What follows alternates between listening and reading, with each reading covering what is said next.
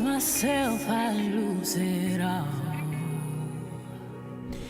Yes, if you found yourself lost inside Beyoncé or any other famous jiggling personality, it's a little bit like the Hampton Court Maze. And that's not enough excitement for you. If it isn't, today sees the launch of the new radio phone-in competition.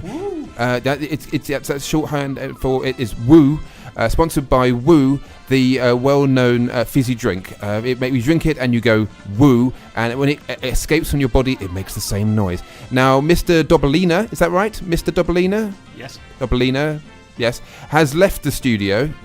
That's the name of the competition. Mr. Dobalina has left the studio, and you can win a cheque for at least 1,000 imaginary pounds or a smaller cash alternative. Simply phone in when you hear the phrase Mr. Dobalina has left the studio. All you need to do is work out the secret phone number and dial it as soon as you hear the phrase Mr. Dobalina has left the studio. Ring, ring, ring, ring. Mark, what are you doing?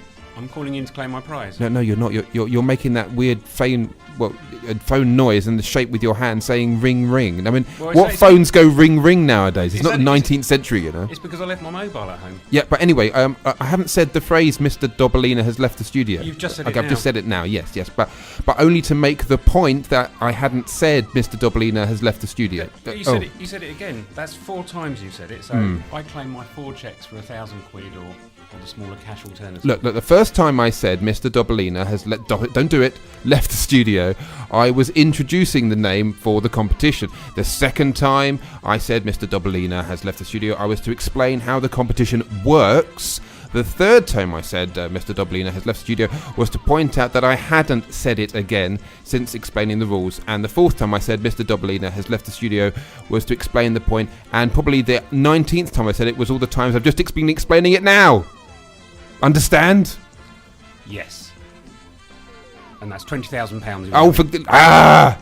Right, anyway, so money is not that important in this day and age. I mean, basically, if you're going to spend money, that's fine. But how much is money actually worth? I mean, at the moment, in the studio here, we found, I think, a couple of doubloons? Because there's a charity shop downstairs.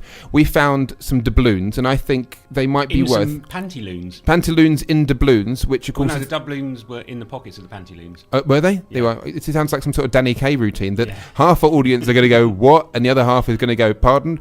So if you do have any... Next to a copy of The Moon's a Balloon. Yes, by David Niven. Which is always available. It's amazing. It's what I would call The Moon's a Balloon. David Niven it's a drug of a book. It's like it's a middler. It's if you not to say what drugs are because they're horrible and nasty, but the lower end of the drugs thing, the class Fs, like a middler, like a kiwi smoothie or The Moon's a Balloon by David Niven, that will send you off. It's really good. I would recommend that. And I don't drink tea, but people do like a cup of tea. So if you're drinking a cup of tea now, and it hurts, you haven't taken the spoon out.